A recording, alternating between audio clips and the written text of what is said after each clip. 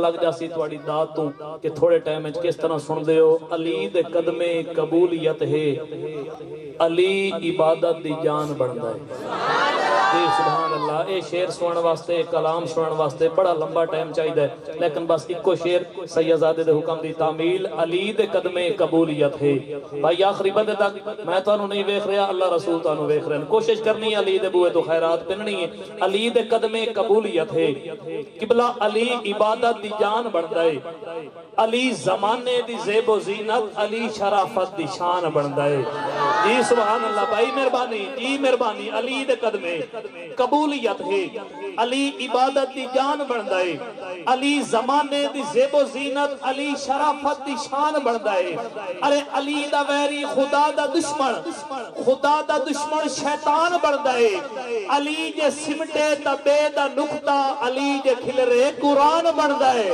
ہاں جی تواڈے ہتھاں دی کیا بات ہے جناب جڑے مولا علی علیہ السلام دے ذکر بلند ہو رہے ہیں جی علی جے سمٹے تبے دا نقطہ اسرار کردگار پہ بولا فقط علی جی مہربانی اسرار کردگار پہ ارے بولا فقط علی عزت سے مال و جان سے اولا فقط علی ارے طارق جمیل صاحب نے بھی اعلان کر دیا حضرت بہت سے لوگ ہیں پر مولا فقط علی ہاں علی دے قدمے قبولیت ہے علی عبادت دی جان بندا ہے علی زمانے دی زیب و زینت علی شرافت دی شان بندا ہے علی دا ویری خدا دا دشمن شیطان بندا ہے علی دے سمٹے تبے دا نقطہ علی دے کھلرے قرآن بندا ہے تکڑے ہو جب آخری 70 آ گئی شفقت میروی دی ساری نوکری ایک پاسے آخری 70 ایک پاسے علی دے سمٹے تبے دا نقطہ علی دے کھلرے قرآن بندا ہے اور اے چاندر پہلی تو 15 توڑی علی دے چہرے دے گرد گھومدا ہے تے پچھلی 15 نظر جھکا کے میرے مولا دے پیر چومدا ہے ہاں چاندر پہلی مہربانی بھائی اے چاندر پہلی تو 15 توڑی علی دے چہرے دے گرد گھومدا ہے تے پچھلی 15 نظر جھکا کے اے میرے مولا دے پیر چومدا ہے پچھلی 15 نظر جھکا کے خورشید سر شام کہاں جاتا ہے دبیر شہر لکھ دیں خورشید سر شام کہاں جاتا ہے معلوم ہے دبیر کو جہاں جاتا ہے اگر ارے مغرب کی طرف ہے مزار علی یہ چراغ جلانے وہاں جاتا ہے مغرب کی طرف ہے مزار علی یہ چراغ جلانے وہاں جاتا ہے اللہ میری نوکری تواڈی حاضری قبول فرماوے آل نبی اولاد علی پروردہ آغوش ولایت عزت ماں فضیلت ماں شہزادہ غوث الورا جناب سید راشد حسین شاہ صاحب گیلانی دامن برکاتہم قدسیہ خطاب کر کے تواڈے ساڈے قلوب و اذان متر کرسن آخری بندے تک کوشش کرو سیدزادے دا استقبال ایسا کرو کہ میدان معاشرے جی سادات ساڑے زامن بڑھے نعرہ تکبیر انہیں بھائی جائیں گے ہاتھ ٹھیک ہے نات بلند کر کے کیمرہ بہن ہون دو گئے ہو ماشاءاللہ ذرا کیمرہ گھما کے چیک کرو کیڑا بندہ سادات دا نوکر بیٹھا ہے نعرہ رسالت جی کیا بات ہے سینے دا تیل آکے نعرہ رسالت سارے مل کے جندہ علی امام ہاتھ بلند کر کے نعرہ حیدری نعرہ حیدری نعرہ غوثیہ آستانہ عالیہ بغداد شریف مصطفیٰ والمرتضی وبناہما والفاطمہ ما بعدهم من نسلهم قد جاءني من قبلهم العابد والباکر والصادق والکاظم ثم الردی ثم التقی ثم النقی ثم عسکری ثم مہدی ہادی حضرت امام الخاتمہ نحمدہ ونصلی ونسلم علی رسولہ الکریم اما بعد فوز باللہ من الشیطان الرجیم بسم اللہ الرحمن الرحیم یا ایہا الذین آمنوا اتقوا اللہ وکونوا مع الصادقین آمنت باللہ صدق اللہ العظیم وصدق رسولہ النبی الکریم ان اللہ وملائکتہ یصلون علی النبی یا ایہا الذین آمنوا صلوا علیہ وسلموا تسلیما حضور نے فرمایا بندہ بڑا ہی کنجوس ہے جس کے سامنے میرا نام لیا جاوے تو میری ذات تے درود نہ پڑھے یہ کنجوس ہو تو چپ کر کے بیٹھے رہو یہ سخی ہو تو ایک دفعہ دوبارہ درود شریف پڑھ اللہم صلی علی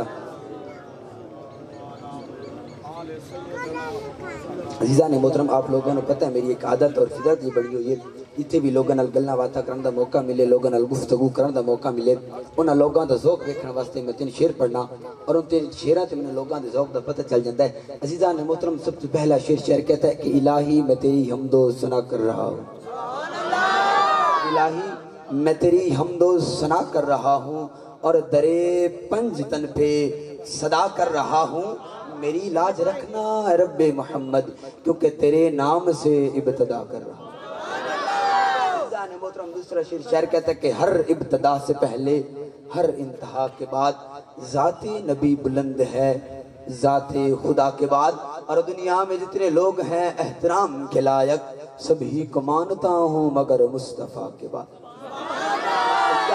جو لوگ اس وقت تک نہیں بولے اگر وہ اس شعر پہ نہ بولے تو وہ زندگی میں کبھی نہیں بولیں گے شعر کہتا ہے کہ ملنگوں کی زبان پہ کبھی تالا نہیں ہوتا ملنگوں کی زبان پہ کبھی تالا نہیں ہوتا اور جہاں نور ولایت ہو وہ دل کالا نہیں ہوتا یہ درس دیا ہے زمانے میں کلندر نے یہی جو ڈر جائے دنیا والوں سے وہ علی والا نہیں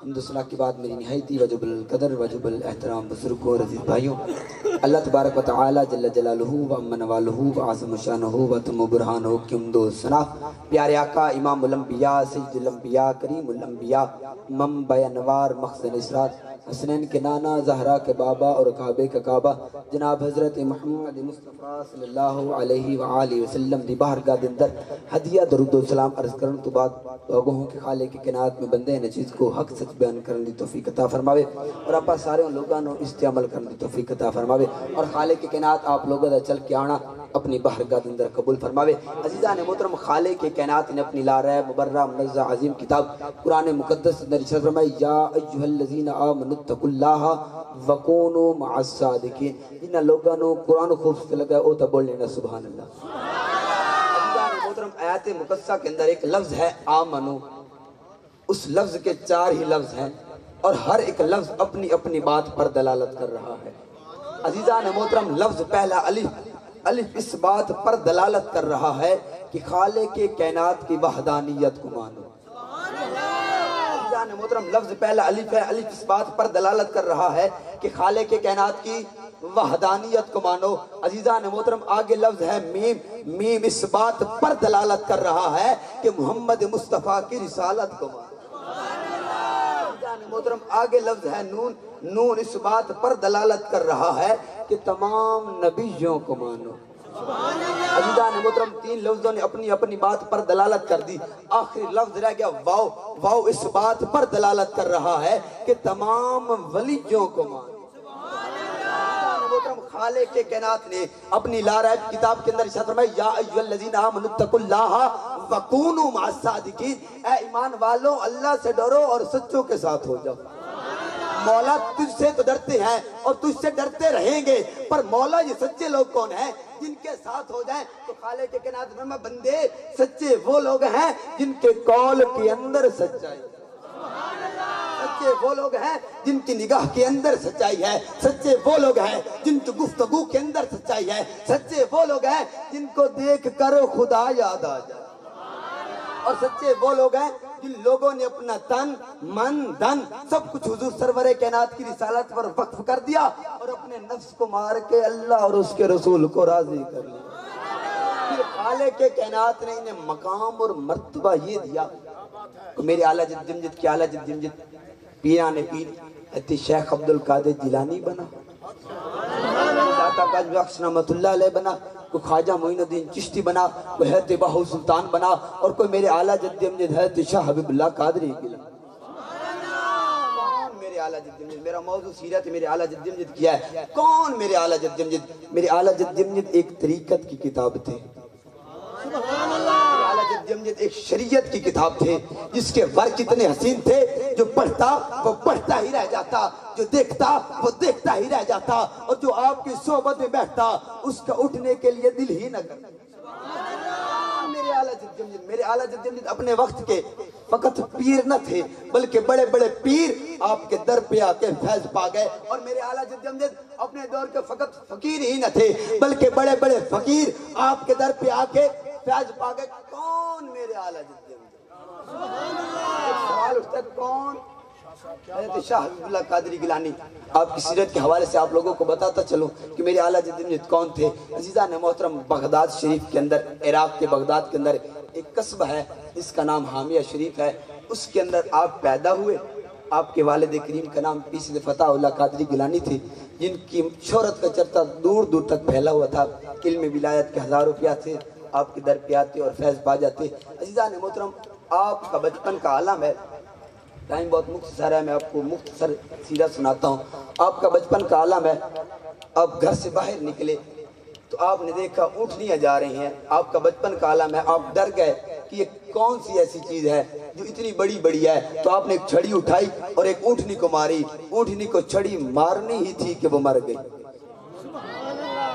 اونٹنی کو جب چھڑی ماری تو وہ زمین پہ گری اور مر گئی۔ عزیزان محترم، جن لوگوں کی اونٹنی تھی انہوں نے پوچھا کہ یہ بچہ کس کا ہے؟ انہوں نے فرمایا کہ حضرت فتح اللہ قادری گیلانی کا یہ بیٹا ہے۔ آپ ان کے گھر پہنچے، جا کے دروازے پہ دستک دی، آپ باہر تشریف لے آئے، کہا کہ آپ کے بیٹے نے ہماری ایک اونٹنی کو چھڑی ماری ہے۔ ماری تو انہوں نے چھڑی ہے پر وہ مر گئی۔ آپ گھر میں تشریف لے گئے، آپ دیکھتے ہیں کہ اسی چھڑی کے ساتھ میرے اعلیٰ جد امجد کھیل رہے ہیں۔ آپ نے کہا کہ بیٹا آپ نے بہر ایک اونٹنی کو مار دیا۔ آپ نے فرمایا نہیں، میں نے تو کسی اونٹنی کو نہیں مارا، کچھ چیزیں جا رہی تھی کہ میں نے ان میں سے ایک چیز کو میں نے چھڑی مار دی۔ تو آپ نے فرمایا جس چیز کو تم نے چھڑی ماری ہے وہ مر گئی۔ تو آپ نے فرمایا وہ مری نہیں ہے، وہ مری نہیں ہے۔ تو آپ نے فرمایا بیٹا وہ مر گئی۔ آپ نے ان کا بازو پکڑا، میرے اعلیٰ جد امجد کو گھر سے باہر لے گئے، اس اونٹنی کے پاس لے گئے، کہا بیٹا مر گئی۔ آپ نے ٹھوکر ماری، وہ زندہ ہو گئی۔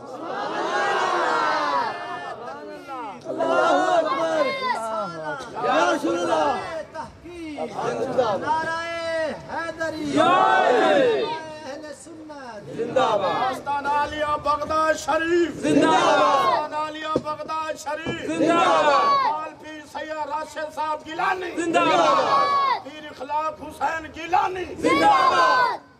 عزیزان محترم، جب آپ نے ٹھوکر ماری تو وہ اونٹنی زندہ ہو گئی۔ شعر کہتا ہے کہ نگاہ مرد مومن سے بدل جاتی ہے تقدیریں، اور اگر ہو ذوق یقی پیدا تو کٹ جاتی ہیں زنجیریں۔ تو عزیزان محترم، جب پیر سے فتح اللہ قادری گیلانی نے یہ ماجرا دیکھا، آپ کی کرامت دیکھی، تو آپ گھر میں چلے گئے۔ رات کو خواب میں میرے اعلیٰ جد امجد کے اعلیٰ جد امجد 11ویں والا پیر حضرت شیخ عبد القادر جیلانی خواب جند تشریف لائے کمدن، اور فرماتے ہیں کہ فتح اسے حکم دو کہ یہ اس عراق کو چھوڑ دے، اس بغداد کو یہ چھوڑ دے، یہ ہندوستان میں چلا جائے اور وہاں جا کے ایک نیا بغداد شریف بنائے۔ انہوں نے فرمایا میرا بچہ ابھی چھوٹا ہے، اسے پتہ نہیں کہ کون سی ایسی جگہ ہے جہاں پہ بغداد شریف بنانا ہے۔ تو انہوں نے فرمایا کہ میرا آسا اسے دے دو، اسے کہو ابھی اپنے ماموں کے پاس چلے جائے، جب جوان ہو جائیں تو یہ اسی آسے کے ساتھ ہندوستان میں چلے جائے، جہاں زمین میں خود بخود یہ گڑھ جائے گا، سمجھ لینا اسی جگہ بغداد شریف بنانا ہے، اور اسے کہنا یاد رکھے گا جیسا میرا بغداد شریف ہے ویسا اس کا بغداد ہوگا۔ اور ایسے ہی بات ہے، اس بغداد کے ساتھ دریائے دجلہ ہے، اس بغداد کے ساتھ دریائے راوی ہے۔ عزیزان محترم، جب پیر سے فتح اللہ قادری گیلانی نے فرمایا کہ بیٹا آپ کے دادا حضور نے حکم دیا ہے کہ آپ یہاں سے چلے جائیں، تو وہ اپنے ماموں جان کے پاس چلے گئے جن کا نام پیر سید عبد الرحمن دہلوی تھا۔ آپ کے ماموں کے ساتھ ان کے 3 رشتے بنتے ہیں۔ پہلا رشتہ وہ ماموں تھے، دوسرا رشتہ وہ سسر تھے، تیسرا رشتہ وہ ان کے مرشد تھے۔ انہوں نے حکم دیا کہ بیٹا آپ کو جو حکم ملا گیا دادا حضور کی طرف سے، آپ ہندوستان میں چلے جائیں اور وہاں پہ نیا بغداد شریف بنائیں۔ تو عزیزان محترم، آپ جوانی کے بعد وہاں سے چلے، آپ نے راستے کے اندر 72 مقامات پر قیام کیا، اور جن جن جگہ پر قیام کیا ان جگہوں پہ آپ کے نام کا ابھی بھی عرص لگتا ہے۔ تو عزیزان محترم، جب آپ اس دریائے راوی کے کنارے پہنچے تو آپ کا آسم مبارک زمین میں خود بخود گڑ گیا، تو آپ نے یہاں پہ ڈیرا لگا لیا۔ اس جگہ کا نام پہلے لشکر پور ہوا کرتا تھا، میری بات کو توجہ سے سنیے گا. تھوڑا سے وقت میں آپ کو اپنے اعلیٰ جد امجد کی سیرت کے حوالے سے بتاتا چلوں کہ میرے اعلیٰ جد امجد تھے کون. میرے اعلیٰ جد امجد تھے کون میں نے پہلے بھی عرض کیا. میرے اعلیٰ جد امجد ایک طریقہ کی کتاب تھے. میرے اعلیٰ جد امجد ایک فقیری کی کتاب تھے. اس کے ورق اتنے حسین تھے, جو پڑھتا وہ پڑھتا ہی رہ جاتا, جو دیکھتا وہ دیکھتا ہی رہ جاتا, اور جو آپ کی صحبت میں بیٹھتا اس کا اٹھنے کے لیے دل ہی نہ کرتا. تو عزیزان محترم, جب یہ دریائے راوی کے کنارے پہنچے, آپ نے ڈیرا لگایا, تو اس جگہ کا نام پہلے لشکر پور ہوا کرتا تھا. اس جگہ پہ 100 لوگ بسا کرتے تھے. تو کسی نے 100 کو کہا کہ حضرت دریائے راوی کے کنارے ایک بزرگ آ کے بیٹھ گئے ہیں, وہ آپ کی جگہوں پہ قبضہ نہ کر لیں, مہربانی کریں انہیں یہاں سے اٹھا دیں. تو وہ 100 آپ کے پاس آئے, کہا حضرت یہاں سے چلے جائیں. آپ نے فرمایا میں حضور شیخ عبد القادر جیلانی کی اولاد میں سے ہوں, مجھے کچھ نہ کہیں, میں ان کے حکم سے یہاں آیا ہوں, مجھے کچھ نہ کہیں. عزیزان محترم, وہ 100 لوگ چلے گئے. تو ان کا ایک بچہ تھا جس کا نام علاول تھا, وہ اس دنیا سے چلا گیا. تو لوگوں نے کہا حضرت وہ کہہ رہا ہے کہ میں حضور غوث پاک کی اولاد میں سے ہوں, اگر انہی کی اولاد میں سے ہے تو انہوں نے 12 سال کے بعد ڈوبا ہوا بیڑے کو, اگر وہ حضور شیخ عبد القادر جیلانی کی اولاد میں سے ہیں تو انہوں نے 12 سال بعد بڈھا یا بیڑا ترائے جے انہوں دی اولاد چند مردہ زندہ کرے. تو عزیزان محترم, وہ 100 لوگ میرے اعلیٰ جد امجد کی بارگاہ میں مردہ لے کے آگئے. کہا حضرت تسی یاد دیو کیسا حضور شیخ عبد القادر جیلانی کی اولاد میں سے ہیں, اگر آپ ان کی اولاد میں سے ہیں تو اس کو زندہ کریں. عزیزان محترم, آپ نے, میں نے پہلے بھی کہا کہ آپ میرے اعلیٰ جد امجد ایک طریقے کی کتاب تھے, اور اپنے وقت کے وہ فقیر نہ تھے بلکہ بڑے بڑے فقیر آپ کے در پہ آ کے فیض پائے. تو عزیزان محترم, آپ نے اس مردے کو حکم دیا تو وہ مردہ زندہ ہو گیا. تو عزیزان محترم, یہ جو میں بات کر رہا ہوں, یہ جو میں گفتگو کر رہا ہوں, میں اپنی طرف سے یہ بات نہیں کر رہا, میری اس باتوں کا میرے پاس ثبوت ہے. عزیزان محترم, 100 لوگ ابھی بھی اس بغداد میں زندہ ہیں اور ابھی رہتے ہیں. عزیزان محترم, ان 100 لوگوں نے میرے اعلیٰ جد امجد کی بارگاہ میں 95 مربع زمین کا ہدیہ کیا. کیا کہ آپ نے ہمارے بیٹے کو زندگی دیا, آپ یہ زمین لے لیں. تو آپ نے فرمایا مجھے زمین کی ضرورت نہیں, مجھے اس جگہ کا نام بغداد شریف رکھ دیں. تو میں نے فرمایا حضرت جیسے آپ کہتے ہیں ویسے ہم کر لیتے ہیں, ہم اس جگہ کا نام بغداد شریف رکھ لیتے ہیں, پر ہدیے کے طور پہ اب کچھ تو لے. انہوں نے پھر 85 مربع آپ کے نام زمین کر دی. تو عزیزان محترم, میرے اعلیٰ جد امجد نے یہاں ڈیرا لگایا. تو میرے اعلیٰ جد امجد جب یہاں پہ تشریف لیا تو حضرت باہو سلطان کی والدہ ماجدہ نے فرمایا کہ بیٹا جائیں آپ اپنے مرشد کی تلاش کریں. تو حضرت باہو سلطان جب آپ کے پاس پہنچے تو آپ کے ایک بہت بڑی کرامت تھی کہ آپ کے پاس ایک پانی کی ابلتی ہوئی دیگ تھی. جو بھی علم ولایت کی پیاس لے کے آتا آپ اس کا ہاتھ پکڑتے اور اس دیگ میں ڈال دیتے, اس کا ہاتھ پکڑتے اور اس دیگ میں ڈال دیتے تھے. جب اس دیگ میں ڈالتے تھے تو وہ ولی بن جاتا تھا. میں نے پہلے بھی کہا میرے اعلیٰ جد امجد فقط فقیر نہ تھے بلکہ فقط ولی نہ تھے بلکہ بڑے بڑے ولی آپ کے در پہ آ کے فیض پا گئے. تو حضرت باہو سلطان فرماتے ہیں کہ میں نے اپنی آنکھوں سے دیکھا کئی ہزار ولی بنتے ہوئے. وہ ہاتھ پکڑتے تھے اور دیگ میں ڈال دیتے تھے. عزیزان محترم, وہ پانی کی دیگ صرف دنیا کو دکھانے کے لیے رکھی ہوئی تھی کہ ہاتھ پکڑتے تھے اور دیگ میں ڈال دیتے تھے, اور ولی وہ نظروں سے بنایا کرتے تھے. وہ ولی نظروں سے بنایا کرتے تھے. شاعر کہتا ہے کہ اللہ اللہ کرنے سے اللہ نہ ملے, اللہ والے ہیں جو اللہ سے ملا دیتے. تو عزیزان محترم, حضرت باہو سلطان نے فرمایا حضرت مجھے بھی کچھ دے. آپ نے فرمایا آ جاؤ, میں تمہارا بھی ہاتھ پکڑ تو اس دیگ میں ڈال دیتا ہوں. تو حضرت باہو سلطان نے فرمایا مجھے یہ نہیں چاہیے, مجھے یہ والے چاہیے. سینے والی کا اشارہ کیا. تو آپ نے فرمایا اس کے لیے کچھ کرنا پڑے. آپ نے فرمایا حکم دے. آپ نے فرمایا یہ مسجد کے اندر آپ نے نمازیوں کو وضو کروانا ہے, آپ کی یہ ڈیوٹی ہے. تو عزیزان محترم, چند دن وہ ڈیوٹی اپنی کرتے رہے. تو آپ نے فرمایا بیٹا آپ سے نا دولت کی بو آتی ہے. کس کی بو آتی ہے؟ کس کی بو آتی ہے؟ دولت کی بو آتی ہے. آپ گھر چلے جائیں, اپنی تمام دولت کو بیچ کے آ جائیں. تو عزیزان محترم, حضرت باہو سلطان اپنے گھر کی طرف چل پڑے. تو آپ کی والدہ کو پتہ چل گیا کہ بہو آ رہا ہے. تو آپ نے ان کی بیویوں کو کہا کہ آپ کا شوہر آ رہا ہے. تو وہ بہت خوش ہوئی. انہوں نے کہا خوش ہونے کی بات نہیں, وہ آپ کو طلاق دینے کے لیے آئے. جب وہ آئے تو آپ میری پیٹھ کے پیچھے آ جائیے گا, وہ اپنی تمام دولت کو بیچنے کے لیے آ رہے ہیں مرشد کے حکم پہ. تو آپ وہاں پہ جب پہنچے تو اپنی تمام چیزوں کو بیچ کر اپنی بیویوں کو طلاق دینے والے تھے. تو ان کی والدہ نے کہا آپ طلاق نہ دیں, جو ان کے اوپر آپ کا حق ہے وہ حق معاف کر دیں. تو حضرت باہو سلطان نے حق معاف کر دیا، آپ کی بارگاہ میں آ گئے اور 12 سال میرے اعلیٰ جد امجد کی بارگاہ میں خدمت کی۔ جب 12 سال میرے اعلیٰ جد امجد کی بارگاہ میں خدمت کی، آپ نے حضرت باہو سلطان کو چیک کرنے کے لیے آپ کے سامنے آ کے بیٹھ گئے اور بیٹھتے بیٹھتے غائب ہو گئے۔ تو پیچھے سے حضرت باہو سلطان بھی غائب ہو گئے۔ حضرت باہو سلطان کہتے ہیں میں نے دیکھا کہ آپ بچوں کو سبق دے رہے ہیں، آپ بچوں کو سبق دے رہے ہیں۔ میں نے بھی ان کے سامنے قاعدہ رکھ دیا، میں نے کہا حضرت مجھے بھی سبق دے۔ آپ پھر وہاں سے غائب ہو گئے۔ پھر حضرت باہو سلطان فرماتے ہیں میں بھی ان کے پیچھے غائب ہو گیا، پھر دیکھا کہ آپ زمین کے اندر ہل چلا رہے ہیں۔ تو میں نے کہا حضرت میرے ہوتے ہوئے آپ ہل چلائیں۔ پھر حضرت شاہ عبداللہ قادری گیلانی وہاں سے پھر غائب ہو گئے۔ تو پھر ہندوؤں کے جو تلک لگاتے ہیں وہ تلک لگا رہے تھے۔ تو حضرت باہو سلطان فرماتے ہیں کہ میں وہاں پہنچ گیا، میں نے کہا حضرت مجھے بھی تلک لگا دیں۔ تو آپ وہاں سے پھر آستانے پہ بغداد شریف پہنچے، تو حضرت باہو سلطان کو یہاں بھی لے کے آئے۔ اور اس کے بعد آپ جیسے وہ علماء کہتے ہیں اور اکثر پڑھے لکھے لوگ کہتے ہیں کہ اگر استاد اپنے بچے کو پڑھاتا ہے، پورا سال پڑھاتا ہے، تو اس کا ٹیسٹ کسی اور استاد سے لیتا ہے۔ چیک کروانے کے لیے، پاس کرنے کے لیے، فیل کروانے کے لیے کسی اور استاد کے پاس لے جاتا ہے۔ تو عزیزان محترم ولایت آپ نے دی تھی، مرید آپ کے تھے، پر چیک کروانے کے لیے اپنے ماموں کے پاس لے گئے۔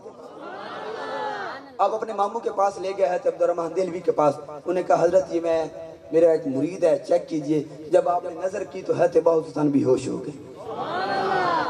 جب ہوش آیا تو دلی کے اندر چلنا شروع کر دیا، تو جو بھی آپ کو دیکھتا وہ کلمہ پڑھنا شروع کر دیتا۔ تو لوگوں نے کہا حضرت ایک شخص یہاں گھوم رہا ہے، جو بھی اسے دیکھتا ہے وہ کلمہ پڑھتا ہے۔ تو آپ نے باہو کو بلا لیا، باہو کیا کر رہے ہو؟ انہوں نے کہا جو آپ نے دیا ہے اسے چیک کر رہا ہوں، جو آپ نے مجھے دیا ہے اسے چیک کر رہا ہوں۔ آپ نے فرمایا بیٹا وہاں جا کے چیک کرو۔ عزیزان محترم میرے اعلیٰ جد امجد وہ فقیر تھے، وہ ولی تھے جن کے پاس ہزاروں لوگ آ کے ولایت پا گئے۔ تو عزیزان محترم شاہ جہاں کے دور کے اندر ایک بادشاہ نے، میں نے پہلے بھی کہا ہے کہ میں کوئی اپنی طرف سے بات نہیں کر رہا، یہ میرے اعلیٰ جد امجد کی لکھی ہوئی کتاب سر الحبیب ہے، یہ فارسی کے اندر لکھی ہوئی ہے، ہم نے اس کا ترجمہ کیا ہے۔ تو عزیزان محترم اس میں تو ہم لکھ سکتے ہیں، اپنے دادے کی تعریف ہم اس میں تو لکھ سکتے ہیں، پر یہ جو کتاب ہے یہ ہم نے نہیں لکھی۔ یہ کتاب ہم نے نہیں لکھی، یہ حضرت باہو سلطان کی کسی خلیفے نے لکھی ہے، مصنف علامہ محمد مسعود قادری صاحب ہیں، یہ انہوں نے لکھی ہے۔ اور اس کتاب کے اندر میرے اعلیٰ جد امجد کا ذکر ہے۔ حضرت باہو سلطان رحمۃ اللہ علیہ کے جو گدی نشین ہے، سجادہ نشین ہے، وہ کہتے ہیں کہ ہمارے دادا حضور حضرت باہو سلطان اس بغداد میں نہیں گئے، عراق والے بغداد میں گئے ہیں، تو وہ ان کے مرید نہیں تھے، معاذ اللہ ثم معاذ اللہ، وہ کہتے ہیں وہ ڈائریکٹ حضور کے مرید تھے، حضور کے ہاتھوں پہ انہوں نے بیعت کی تھی۔ تو عزیزان محترم اس کتاب کے اندر وہ لکھتے ہیں کہ حضرت شاہ حبیب اللہ کی بارگاہ میں وہ مرید ہونے کے لیے گئے تھے۔ اور یہ دوسری کتاب یہ بھی ہم نے نہیں لکھی، میں آپ لوگوں کو ثبوت دکھا رہا ہوں کہ آپ کے ذہن کے اندر لوگ ہیں، آدمی ہے، آدمی کے ذہن کے اندر ایک بات آتی ہے، سوال آتا ہے، سوال ہر آدمی کے ذہن میں آتا ہے۔ اگر کوئی خطیب اچھی بھی تقریر کرے تو اس کے ذہن کے اندر سوال آتا ہے شاید اس جگہ سے وہ ایسا کرتا تو ٹھیک رہتا، اگر اس جگہ پہ ایسا کرتا تو ٹھیک رہتا۔ تو عزیزان محترم یہ بھی انہی کی لکھی ہوئی کتاب ہے، کلام حضرت سخی سلطان باہو۔ اور ایک کتاب نہیں لکھی ہوئی، کئی کتابیں ہیں جن کتابوں کے اندر میرے اعلیٰ جد امجد کا ذکر ہے، میرے اعلیٰ جد امجد کی بات لکھی گئی کہ ان کے پاس گئے تھے۔ تو عزیزان محترم شاہ جہاں نے ایک آدمی سے سوداگر سے گھوڑے لیے اور ان گھوڑوں کی قیمت آدھی ادا کر دی، آدھی قیمت نہ دی، اور کہا کہ میں بادشاہ محل میں جا رہا ہوں۔ بادشاہ نے کہا میرے پاس آ جانا، میں آدھی قیمت تمہیں دے دوں گا۔ تو عزیزان محترم سوداگر روزانہ جاتا بادشاہ سے پیسے لینے، پر جو دربان تھے وہ سوداگر کو اندر نہ جانے دیتے۔ تو عزیزان محترم سوداگر کئی سال کہتا رہا کہ مجھے پیسے دے پیسے دے، کسی نے نہ بات مانی۔ تو عزیزان محترم دلی کے اندر کسی نے بتایا کہ تم اگر بغداد چلے جاؤ نا تو وہاں حضرت شاہ عبداللہ قادری گیلانی رہتے ہیں، وہ یہ تیرا کام کر دیں گے۔ تو عزیزان محترم وہ سوداگر وہاں سے چلا، آپ کے پاس پہنچا اور عرض کی حضرت میں نے ایک شاہ جہان بادشاہ سے میں نے اسے گھوڑے بیچے ہیں اور اس کی آدھی اس نے مجھے قیمت دی ہے، آدھی قیمت نہیں دی، تو مہربانی کریں وہ مجھے آدھی قیمت لے دے۔ تو آپ نے ایسے اپنا مسلح اٹھایا،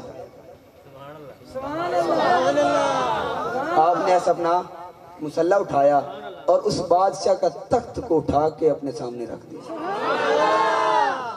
تو عزیزان محترم شاہ جہاں سویا ہوا تھا، اس کی آنکھ کھلی، اس نے دیکھا کہ میں تو محل میں تھا، یہاں کہاں پہنچ گیا؟ تو آپ نے فرمایا میرا نام حضرت شاہ عبداللہ قادری گیلانی ہے، یہ اس کو جانتے ہو؟ انہوں نے کہا جی میں اس کو جانتا ہوں، یہ یہاں کیسے اور میں یہاں کیسے؟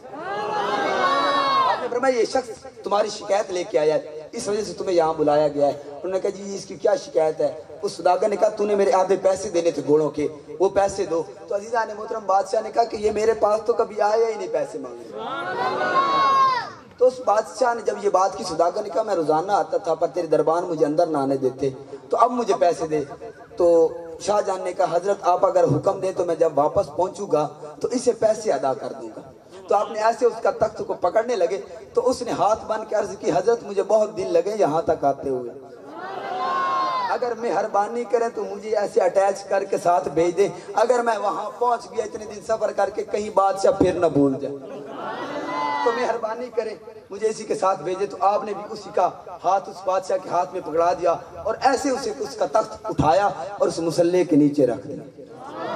تو آپ کے ایک بہت بڑی کرامت تھی، اکثر میں نے اپنے بزرگوں سے سنی ہے کہ آپ اپنی عبادت دریا کے درمیان میں کیا کرتے تھے، مسلح بچھا کے اپنی عبادت دریا کے درمیان میں کیا کرتے تھے، اور جب اٹھتے تھے اس مسلح کو جھاڑتے تھے تو اس میں سے مٹی نکلتی تھی۔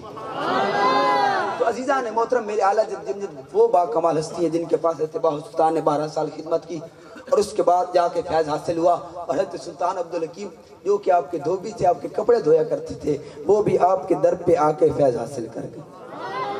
عزیزان محترم حضرت سلطان عبدالحکیم آپ کے کپڑے دھویا کرتے تھے، تو ایک شخص نے دلی کے اندر مسجد تعمیر کروائی، اور جب اس نے مسجد تعمیر کروائی تو اس مسجد کا ایک مینار ٹیڑھا رہ گیا۔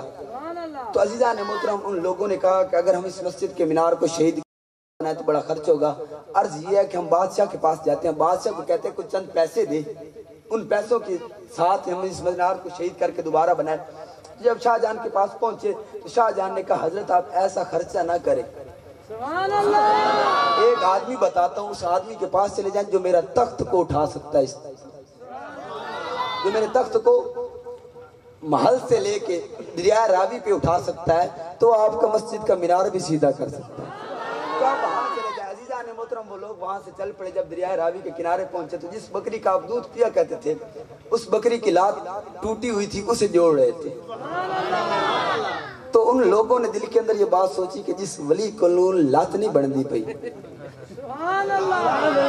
جس ولی کو لات نہیں بن دی پئی وہ ساری مسجد مینار کی سیدھا کروں۔ یہ گل سوچ کے واپس سننے لگے کہ آپ نے کہا پتر گل سنو، ایک کام جڑا تسی لے کے آئے ہو اے میرا ایک دھوبی بھی کر دے،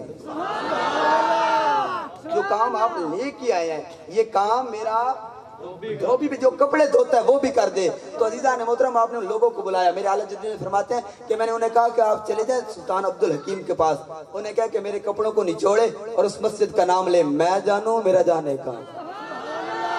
تو عزیزان محترم حضرت سلطان عبدالحکیم نے جب کپڑے نچوڑے تو ایک کپڑوں کے اندر ایک دراڑ پڑ گئی، وہ دراڑ لے کے آپ کے پاس آ گئے کہ حضرت کپڑے ہم نے نچوڑے ہیں، ان کے اندر ایک دراڑ پڑ گئی ہے۔ تو آپ نے فرمایا بیٹا مسجد کا مینار سیدھا ہو گیا ہے پر اس کے اندر ایک دراڑ پڑ گئی ہے جو قیامت تک نہیں ختم ہو سکتی۔ تو عزیزان محترم میرے اعلیٰ جد فقط اپنے وقت کے فقیر نہ تھے بلکہ بڑے بڑے فقیر آپ کے در پہ آ کے فیض حاصل کر گئے، اور میرے اعلیٰ جد فقط اپنے وقت کے پیر ہی نہ تھے بلکہ بڑے بڑے پیر آپ کے در پہ آ کے فیض حاصل کر گئے۔ تو عزیزان محترم میرے اعلیٰ جد سائے کے نیچے ایک مدرسہ ہے،